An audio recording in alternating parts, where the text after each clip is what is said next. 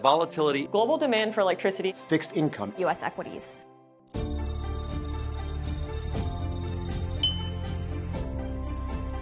So what can you do when the markets get bumpy? What do geopolitics and artificial intelligence have in common? So what does that mean for investors? How has this market held together?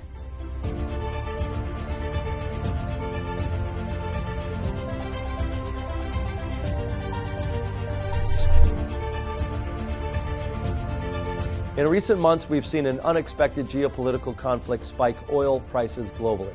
A quick market correction, concerns over sticky inflation in the U.S. With all the tumult, investors are now wondering what comes next.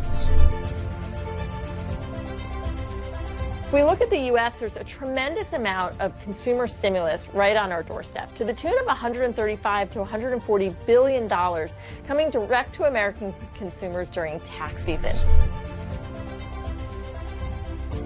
We saw a jump in Treasury yields as investors also reacted to hot inflation data, rising oil prices, and fresh uncertainty tied to the Middle East. We've had geopolitical shocks, policy uncertainty, supply chain stress, and a constant stream of headlines warning that the next shoe is about to drop. AI is moving from screens to the machines. This decade is all about supply. You have to own what is in scarce supply. Everything is about to be rebuilt, and everything is part of this AI revolution.